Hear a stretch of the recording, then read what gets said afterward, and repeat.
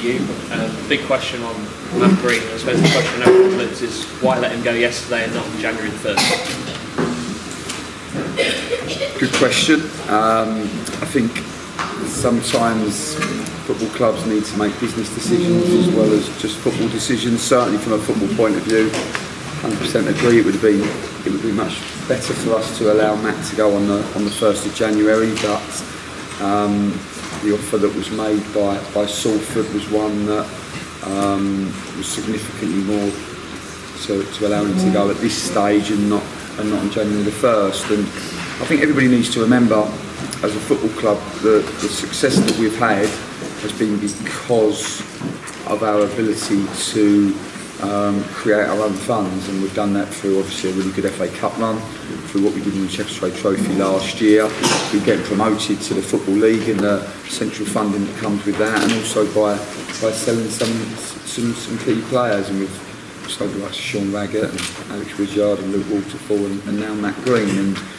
if we want to be sustainable as a football club, then we've got to keep trying to grow within the football department, but also keep trying to develop the business model and the business side of the club. And if we really want to get to where this club is capable of going, then we've got to try to attract future investors. And you'll only attract future investors if you've got a successful football team, but also if you've got a really sustainable business model. And I think that's the balance that the club and everybody's looking for. So is it more of a business decision than a football decision?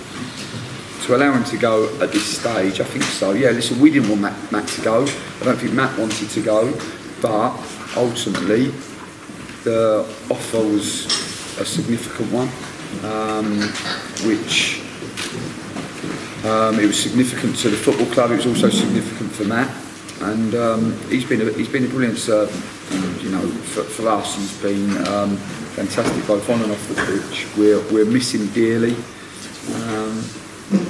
but at the same time, we appreciate that while we all want to make football decisions, sometimes there are other variables that we have to consider, and that's just the nature of it. I know it's an undisclosed fee, so we can't discuss fees, but financially, would it be good for the club if Salford get promoted this year?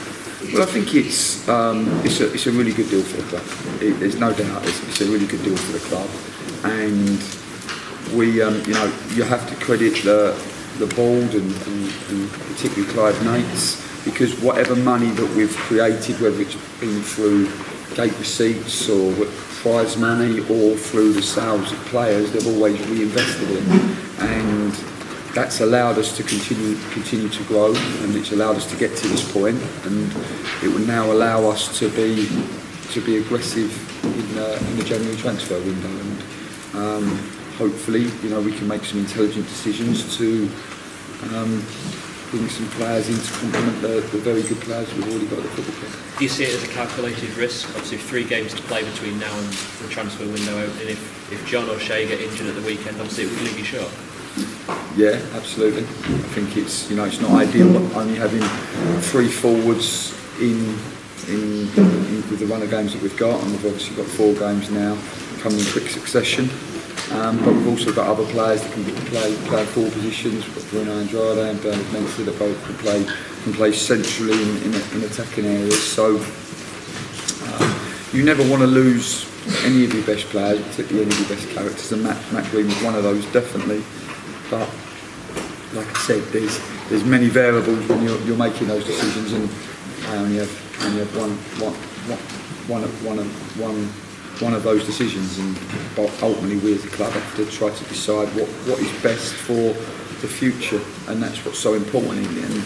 You know, if we are going to be successful and sustainably successful, then we've got to keep trying to make intelligent decisions, not just on the pitch but also off the pitch. And I think we can be really proud of how far this football club has moved in both areas in the last 2.5 seasons. Is there something to